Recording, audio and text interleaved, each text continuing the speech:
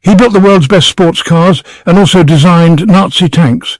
He's praised as the father of the Porsche 911, but he spent nearly 2 years in prison without trial. He pioneered electric vehicles in 1900, yes, 1900.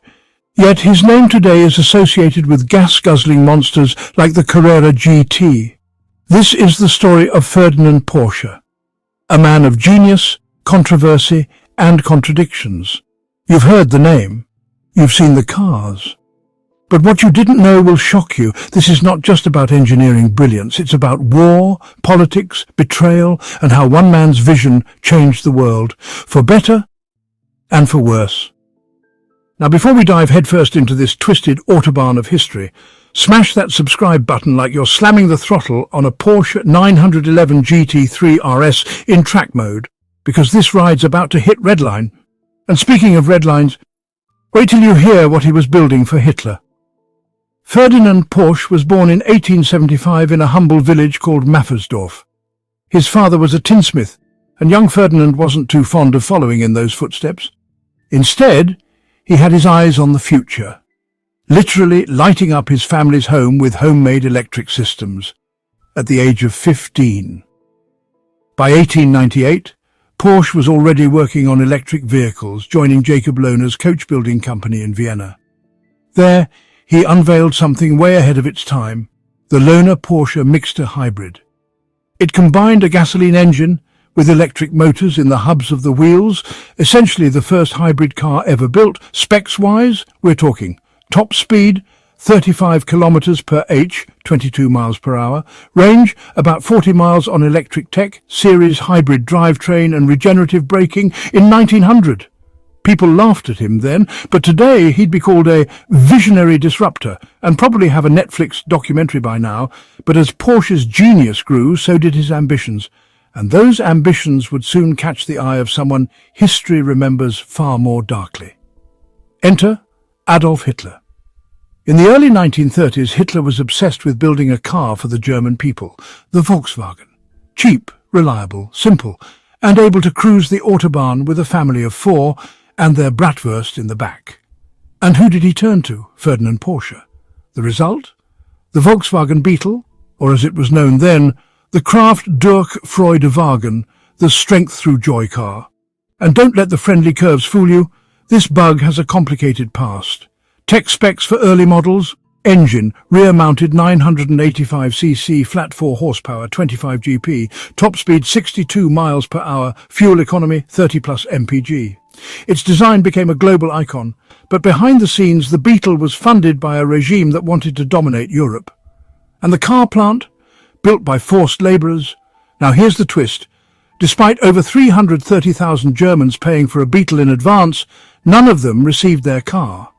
All resources were diverted to military vehicles. The people's car never made it to the people until decades later. But the Beetle was just the beginning. Porsche wasn't just making cars. He was designing machines of war, machines with teeth, armour and enough firepower to flatten small towns. It's 1942. The Nazi war machine is running full throttle, and Ferdinand Porsche is now working directly for the Third Reich. Hitler asked him to design the most powerful tank ever made, and Porsche delivered, well, sort of. His project, the Tiger P, or Porsche Tiger. Weighing over 57 tons, with a massive 88mm gun, it was supposed to be a battlefield beast. Porsche even used a hybrid gas-electric drivetrain, trying to merge his electric past with military might. But let's just say it didn't exactly work.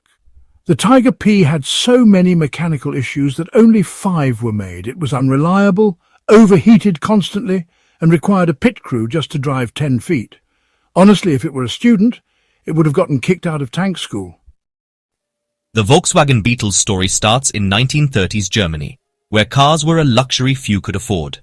The idea emerged for a simple, affordable people's car, a Volkswagen.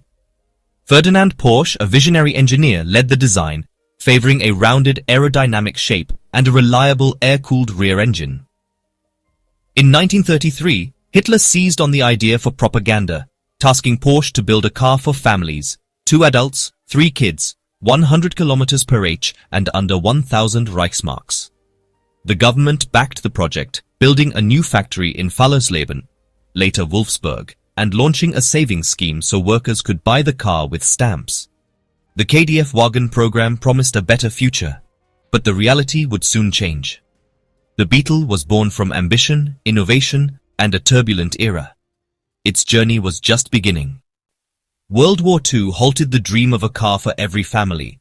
The Wolfsburg factory shifted to military production, adapting the Beetle's design for war. The Kubelwagen, a rugged military vehicle, and the amphibious Schwimmwagen were both based on the Beetle's platform. These vehicles proved reliable in harsh conditions, but the factory's purpose had darkened.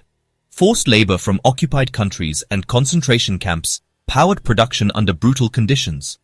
The Beetle's origins became entangled with conflict and suffering. By 1945, the factory was bombed and in ruins. The people's car seemed destined to fade into history. But fate had other plans. After the war, the ruined Volkswagen factory landed in the British zone. Most saw only scrap, but Major Ivan Hurst, a British officer, saw potential. He restarted production, using leftover military paint to supply the British Army with vehicles. This saved the factory from closure and gave the Beetle a second chance. By 1948, the Beetle, officially the Volkswagen Type 1, was rolling out for the German public. Cheap, reliable, and easy to fix, it was perfect for a country rebuilding from ruins. Heinrich Nordhoff took over, improving quality and pushing exports. The Beetle arrived in America in 1949, initially met with skepticism.